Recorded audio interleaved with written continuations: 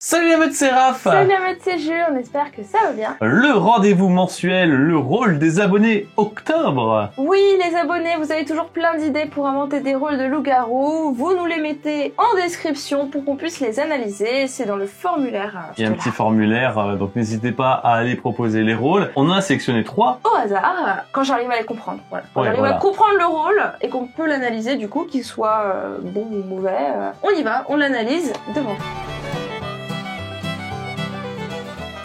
Et c'est parti pour le premier. J'ai tiré au hasard le rôle de Clara Luciani. Je suis encore une carte avec des bras. De DJ Nab. Ah, DJ Nab. Clara Luciani, c'est un rôle solo et elle veut être la dernière en vie pour gagner la partie. Elle est jouable qu'en mode clair et chaque nuit, en fait, elle désigne un joueur. Le joueur, il aura une grenade sur lui toute la journée suivante. Et en fait, s'il meurt la journée par les votes, les deux personnes qui l'ont accusé vont mourir avec lui. Il ne peut pas choisir 2 fois le même joueur dans la partie. Et en plus de ça, s'il n'y a plus de loups vivants, va les remplacer et tuera un joueur par nuit. Donc Clara Luciani, je me suis renseignée, c'est une chanteuse et j'imagine qu'elle a une chanson, elle parle de grenades. Enfin, ok, très bien, elle s'est pas fait exploser en concert ou un truc comme ça. Non, c'est bon, ok. Non mais c'est pour être sûr, hein, parce que...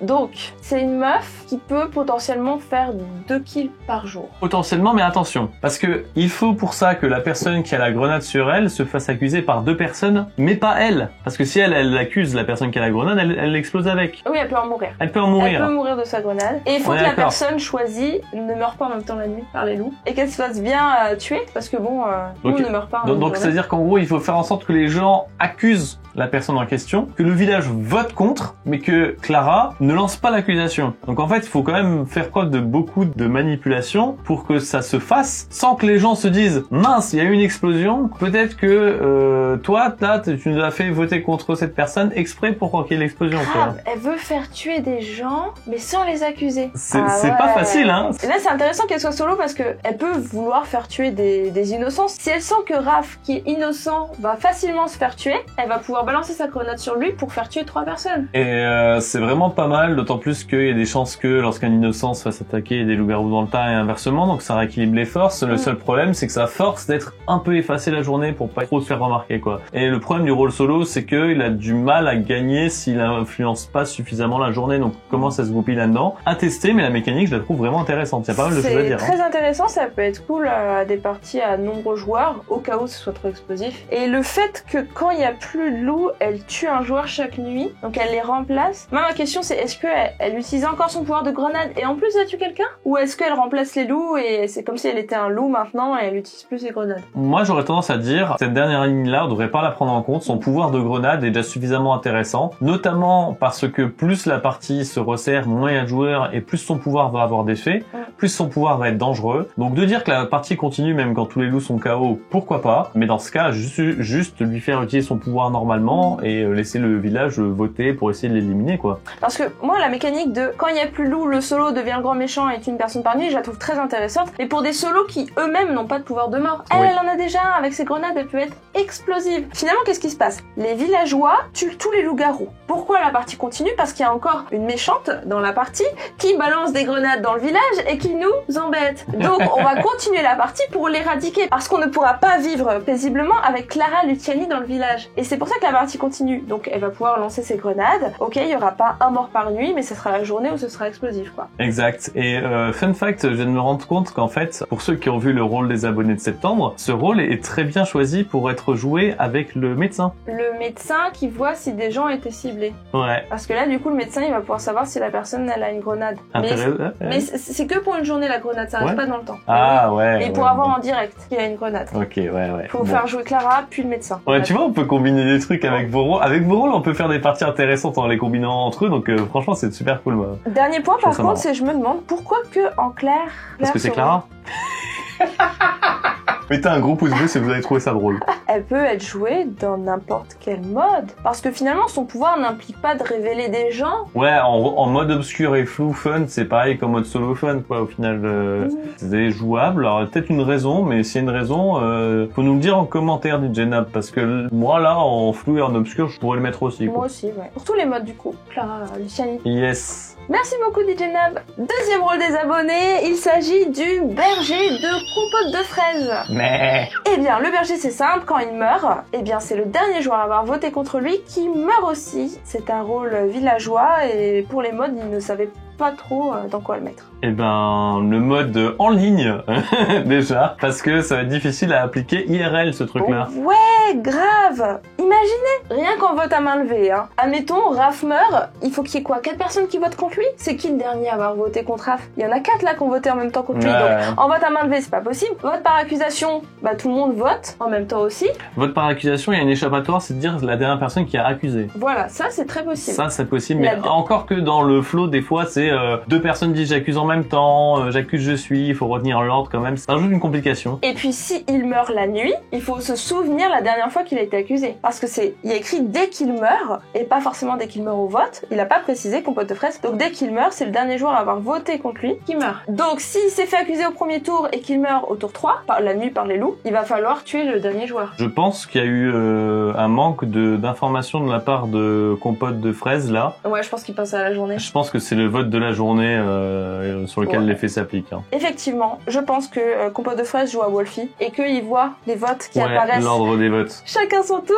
Mais en fait, même là sur Wolfie, à ce moment-là, ça encouragerait les gens à enlever leur vote quand ils sont en dernier. Si vraiment les gens ils veulent absolument voter contre quelqu'un, ça serait le jeu de cliquer, décliquer jusqu'à ce que la sentence tombe et voir lequel est le dernier à avoir cliqué dessus, tu vois, et qui meurt avec, tu vois. En vrai, c'est un peu bizarre. Compote de fraise a précisé que ce rôle il l'avait inventé pour que les débutants ne fassent pas les moutons. C'est pour ça qu'il l'a appelé berger d'ailleurs. Ah, d'accord, ok. Ils suivent pas bêtement les votes des autres. Ok, donc du coup le dernier à avoir suivi, il meurt parce que il a suivi. Bah en fait le truc c'est que faire le mouton ça fait partie de l'expérience de jeu du loup-garou. Ça fait partie de l'apprentissage du loup-garou, notamment il y a une vidéo qu'on a sortie il y a quelques semaines qui montre les différentes compétences qu'on développe en jouant au loup-garou. À force de se prendre des mandales dans la tronche parce qu'on a fait le mouton justement, on finit par se dire ok alors là en faisant comme ça ne fonctionne pas, comment est-ce que je peux faire pour gagner ma partie? Pour moi c'est quelque chose qui est un peu peut être frustrant parfois mais qu'il faut laisser en fait. Parce que le truc c'est que là les débutants qu'est-ce qu'ils vont faire? Ils vont pas vouloir moutonner du coup, ils vont pas vouloir voter, ils vont juste rien voter en fait de peur de mourir. C'est vrai. Une partie Wolfie où personne ne vote, c'est un peu nul. Je voudrais pas mettre un rôle qui encourage à ne pas voter. Ouais c'est ça le truc parce que sinon la mécanique en soi, il y a une idée derrière qui est intéressante. Après en soi, l'effet est pas si dangereux que ça. Moi c'est vrai que si je jouais avec un berger dans la partie, je m'en ferais pas plus que ça parce que je me dirais de toute façon si on vote c'est pour essayer de tuer un loup-garou. Donc si on tue le berger de toute façon c'est qu'on s'est trompé, donc qu'on n'a pas réussi à atteindre notre objectif. Si on vote mais qu'on a toujours peur de pas voter un loup-garou, en fait on fait toujours des erreurs de jeu. Donc autant continuer à voter, ça pose pas de problème. Moi ça me dérangerait pas d'avoir un berger comme ça. Si la mécanique était facile à mettre en œuvre pour un MJ, de cette façon sur un truc du genre, ça me dérangerait pas de jouer avec. Mais toi t'es un joueur qui a eu la maturité nécessaire pour te dire j'ai pas peur de mourir. C'est ça. Et souvent les débutants ont peur de mourir. C'est pas un rôle si débutant friendly que ça. Ouais ça je suis d'accord. Merci compote de fraise. Le troisième et dernier rôle de ce rôle des abonnés, c'est le profiteur de Lily. Dès qu'un loup meurt, le profiteur est immunisé à l'attaque des loups la nuit suivante. Un loup peut mourir à n'importe quel moment de la partie. Le profiteur, la nuit suivante, pouf, il ne peut pas mourir à l'attaque des loups. C'est un rôle villageois et jouable en clair et flou. Oui Lily, je sais pas pourquoi, mais ton rôle a un effet hypnotisant sur moi. À chaque fois que j'hume le lit, genre mon cerveau il déconnecte et genre je suis dans la lune quoi. Il a une condition d'activation qui est pas souvent représentée dans les rôles de loup-garou. C'est dès qu'un loup meurt. Ouais, je crois que c'est mon cerveau, il fait waouh, mais attends, poup. Là, le profiteur, pouf, il va se réveiller. Oh, un loup est mort. C'est mon pouvoir s'active. Showtime. Donc c'est vrai que c'est une condition d'activation originale. Alors pour vous, les abonnés, ça peut vous donner déjà une idée de allez, vas-y, on crée des rôles où la condition d'activation, c'est dès qu'un loup meurt. Qu'est-ce qui se passe? Super intéressant. Moi, je trouve ça vraiment chouette. En plus, c'est un effet qui le rend aussi fort qu'un ancien, entre l'ancien et la belette. C'est dangereux pour les loups parce que du coup, va y avoir un mec qui sera immunisé de temps en temps. Mais d'un autre côté, les loups ont un contrôle. Ils savent exactement si Raph meurt. Ils savaient que c'est un loup, donc ils savent, ok, là, cette nuit, on sait que le profiteur, il sera protégé. On va plutôt viser un autre rôle. Donc les loups ont un contrôle quand même. C'est pas un rôle si fort que ça. Ouais, c'est vrai que c'est pas un rôle si fort que ça. Et ce qui est intéressant, c'est qu'on s'est posé la question en lisant le rôle tout à l'heure. Clair, flou, mais pourquoi pas obscur? Et en fait, la raison est assez simple.